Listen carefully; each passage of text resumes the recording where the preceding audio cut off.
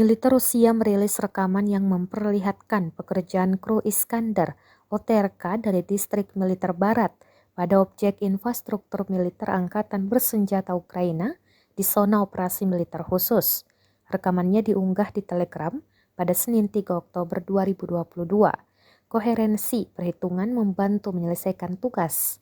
Angkatan Bersenjata Ukraina bahkan tidak akan punya waktu untuk berubah pikiran karena rudal jelajah berbasis darat sudah akan tiba.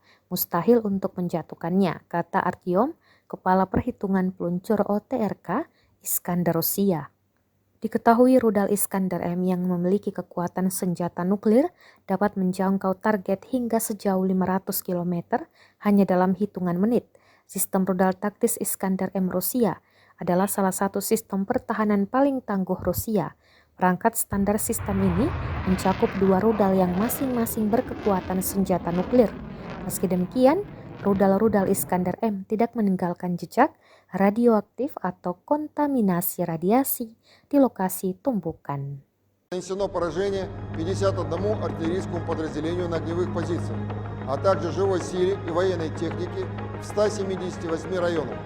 Поражены командно-наблюдательный пункт батальона 46-й аэромобильной бригады Вооруженных сил Украины в районе населенного пункта Белая Креница Херсонской области, пункты временной дислокации 128-й горно-штурмовой бригады Вооруженных сил Украины в районе населенного пункта Архангельская Херсонской области, 14-й механизированной бригады Вооруженных сил Украины в районах населенных пунктов Двуречная, Путьковка Харьковской области.